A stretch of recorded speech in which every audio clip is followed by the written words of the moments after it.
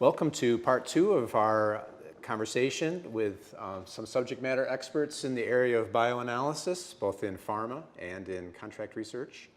The first part we talked a little bit about human capital and instrument capital. And I'd kind of like to continue the thread around human capital and talk about what motivates us, what motivated us to get into the area of bioanalysis. And how we can share that love for the science with others to bring others forward and make sure that we're drawing interested colleagues and scientists.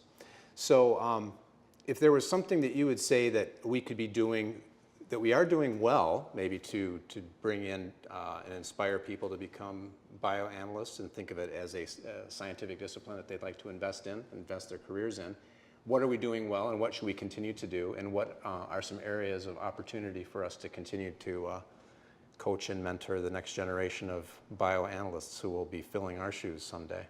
Well, it's the mentorship, right? I mean, back in the day, we used to always have that those scientific thought leaders that you looked up to, right? And you go to a conference and you'd spot them. You'd see maybe a half a dozen mentors that were well recognized, and you wanted to emulate them. And even better if you could actually work in their groups. And so I think that's the thing that our legacy is that we have to be strong mentors for our own group. And so the better that we can encourage our people, our folks to fill our shoes going forward. So again, it's really the role of being a mentor. Bioanalysis changed a lot, right? I think when we all first started, our role was generating data. And then after a while, generating data is not enough because you're out of context. Yeah. Then you need to understand why the data is generated, how do you generate better data. And then the scope sort of basically then evolve, right? I mean, I can never imagine 30 years ago a bioanalysis will become head of DMPK, right? And there's quite a few mass spectrometrists that are head of DMPK because really, if you think through what the data is for, it really is the bioanalysis data drives a lot of decision thinking, right? So I think not only you sort of shows that, bioanalysis is not just a single discipline, but it really applies to everything else. And it's really how you're training, how you thought through the things that makes the most difference. I think that's a great point. I remember when I started my advanced degree, I looked for a university that actually had a degree in analytical chemistry. And there were a lot of universities that the closest you could get was physical chemistry. Analytical chemistry really wasn't a discipline. And I attended the University of Michigan because you could actually get a degree in analytical chemistry, and that's something that I knew I wanted to do. So I appreciate you sharing that story because it brought back a very good memory of what inspired me as well. Part of, I think I want to build on what you guys said. It's interesting.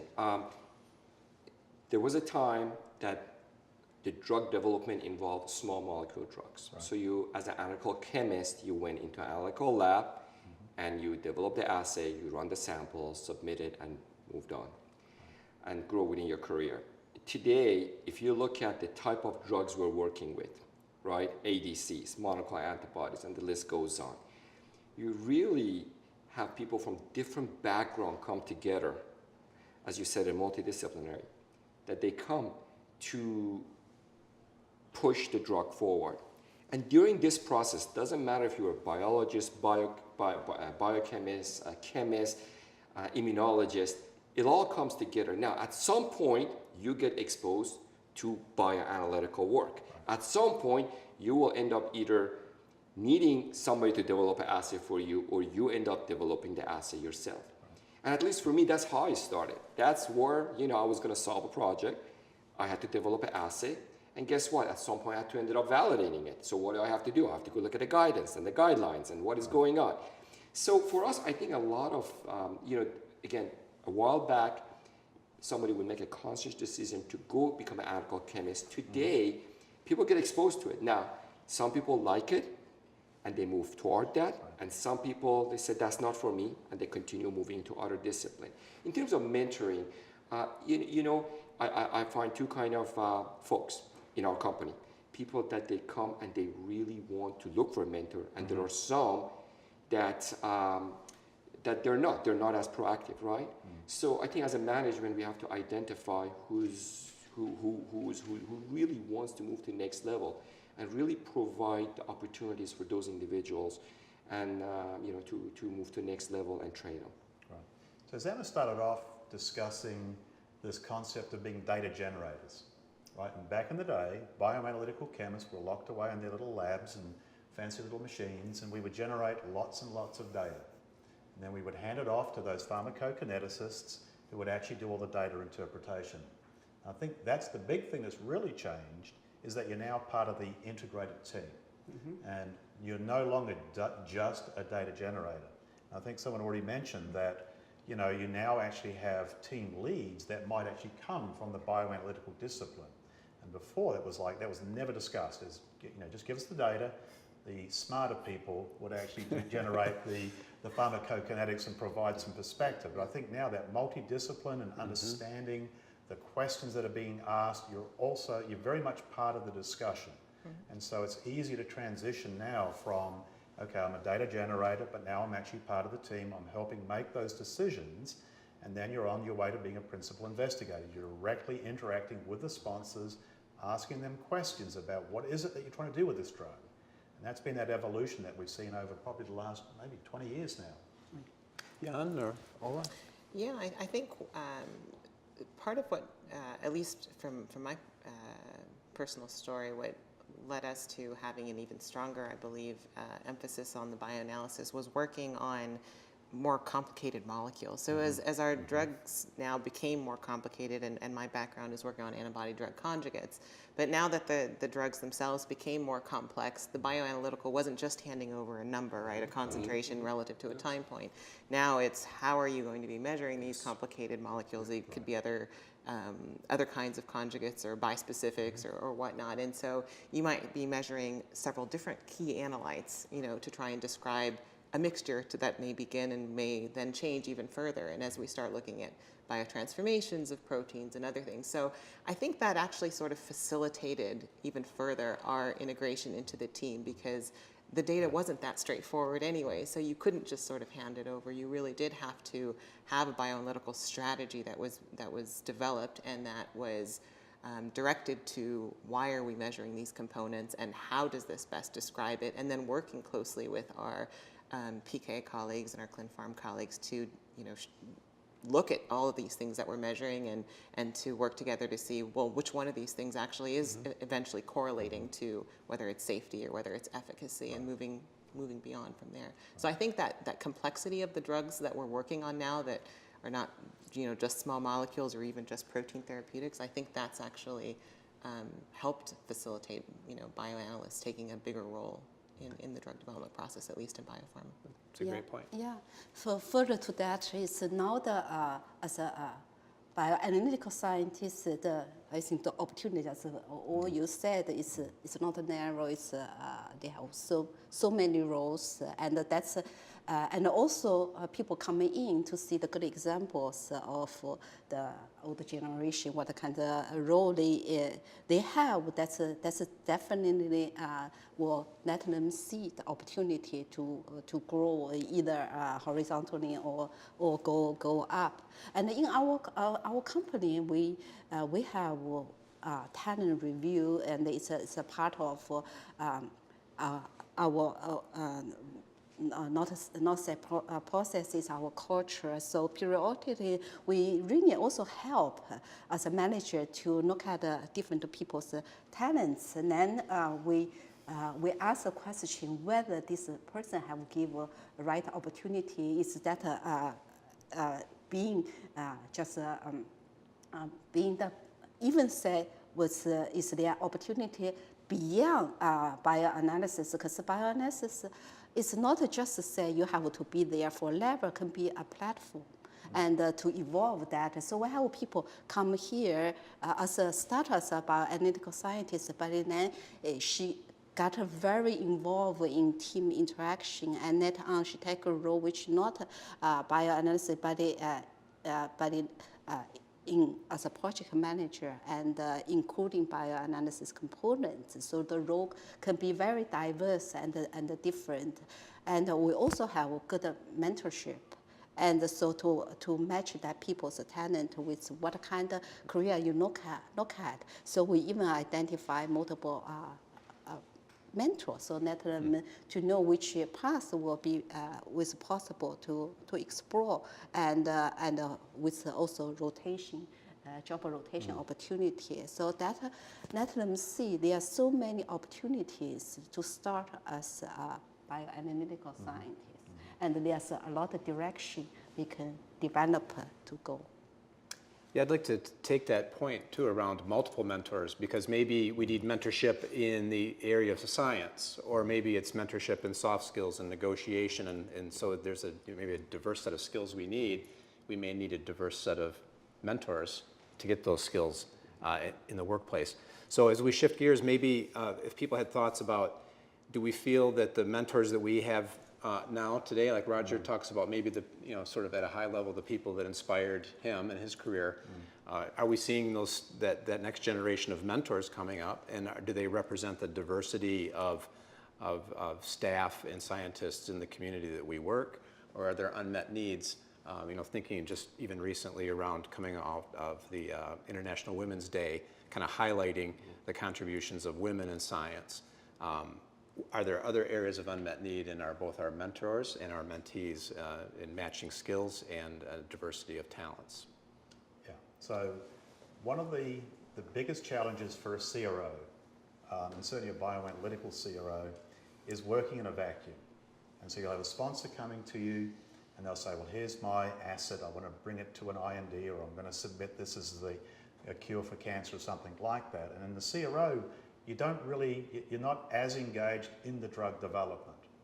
And so I think what you're seeing now is well, not really the loss, but it's the gain for the CROs, is where you've got folks coming out of the larger pharma environment and now entering into the CRO environment and bringing with them the drug development knowledge. And I think that's been probably a change in maybe the last 5 to 10 years, is that efflux of individuals that are well skilled in the pharma drug development, been fortunate advancing drugs, seeing NDAs get approved, and to now watching those folks enter into the CRO business and then passing that knowledge along to the CRO folks as they learn about, well, these are the questions that you need to ask before you run off into the lab and start developing an assay, and then being really more of an active participant with your sponsors and saying, well, did you know it was possible to do this? And so that knowledge of being drug development, that was I wouldn't say it was a big weakness, but it was a deficit that the CROs had, and now that's being rectified as folks are now changing career from pharma and then going into that CRO industry. Yeah, so there's this influx of knowledge, right? Yeah. And then there's opportunity to absorb that knowledge. Yeah. So it sort of is interesting because now as a mass spectrometrist 30 years ago, my big goal in life is to get to 70,000 resolution within 8 hours, right? So nowadays, when I go into a lab, I expect to have a machine at 40,000 resolution within 10 minutes, okay? So going from an 8 hours day worrying about, I have maybe 2 hours generate data, to now I can just go in there, I have plenty of time. So in order to make myself valuable, it's not generate data any longer, right? It's how to actually talk to the right people to make sure that the data is being generated appropriately, that actually makes sense. So I think it's sort of, we have been very lucky. We actually have been a recipient of all the wonderful cross-fertilization between the various components of science and distilled into instrumentation. And then we can now use the instrument to actually ask a lot of questions. So now instruments no longer drive us, we actually drive the science, and having multiple people look at the instrument and says, hey, this is just a little machine, a box, I press the button. It makes the mentorship very different, changing the whole picture. I think, Scott, part of your question was around the soft skills mentorship, right? And the diversity in the company. Part of I think for us one of the things that we have used from day one is working. We don't believe in assembly lines. So what we do, we basically don't have that You with a bachelor will run your sample for the next 3 years. You with a master will only develop, and you with PhD, you're going to be a manager. Right. It is one of those that we actually assign a functional team to the project. So there is nothing better for somebody straight out of school to work with somebody with 5 years experience, 10 years, and 20 to learn the whole process. And so that is something that has been very helpful. Now, in terms of, to me, we're in a global world today. As a CRO, when you're talking about soft skills, we got to also have, again, regardless of your degree and how good of a scientist you are, you got to be able to talk to people and work with clients with different personality, internally and externally.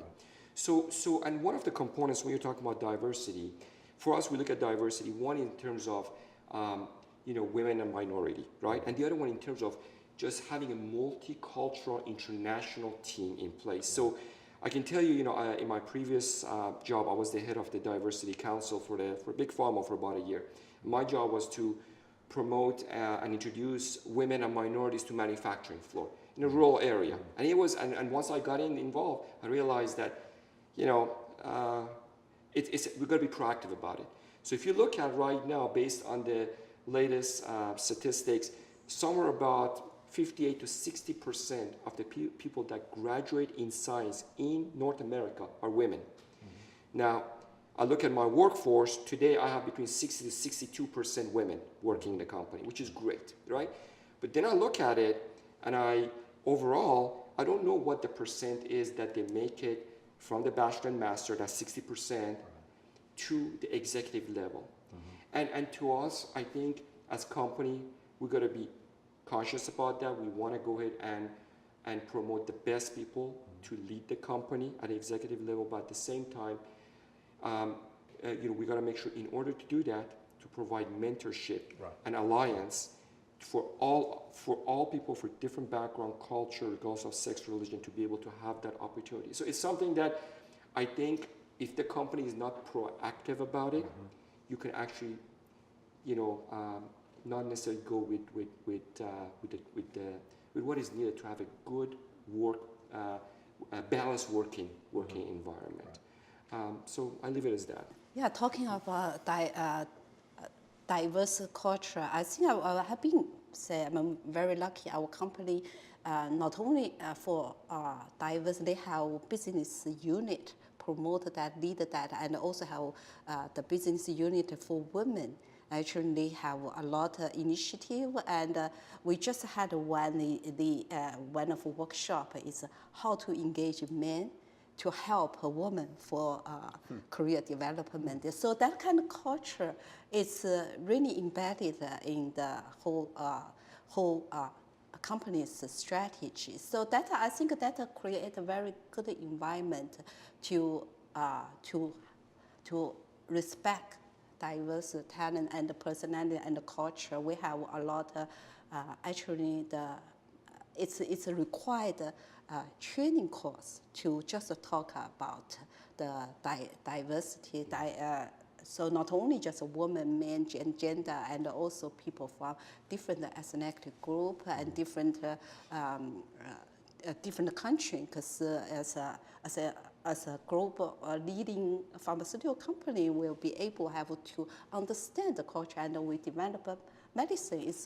The customers is from different culture and different genders. So I think for those culture, for the company, it's important to foster the diversity. And we've been lucky in our department for bioanalysis. We have more than 50% women. Actually, even PhD and our executive director, our VP is a woman, and the executive director is a woman. So I would say, yes, I'm happy to see that, and a woman can play important role in bioanalysis. Would say that in graduate school now, I was in chemistry, so we were a minority in terms of women in the chemistry graduate program. But I think I was very lucky to have a great woman mentor. So my professor there was Julie Leary. And I think from there, it is very good to align yourself and to work closely and to maintain those networks as you grow in your career in the future. And to be able to work with them, I think we're in a time right now where we've certainly grown and we don't see quite as much of those limitations that are seen. I mean, in our own department, Bioanalytically, again, I can say that 4 levels of management, I have, women representing up to our vice president of development sciences. So I do think that, there is a lot of support for women. I think at Genentech, again, the focus based on our culture, on a patient-focused, science-driven culture, has no gender bias in it. And so we all share that common goal. And so I think when you're focused on that, focused on the science, focused on the deliverables, I see that when we go to review meetings, review committee, it's about your data, it's about your science, it's not about, the race or the gender of the person who's standing up there presenting necessarily.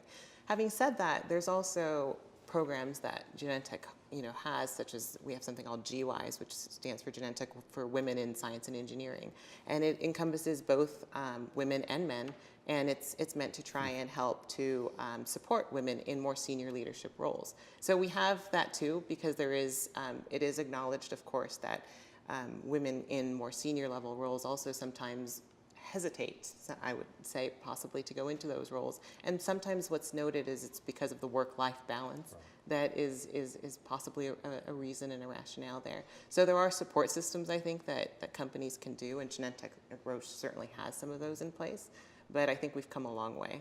Yes. Yeah. It's interesting you mentioned about support, and I just think about one thing that we did in the company that worked great.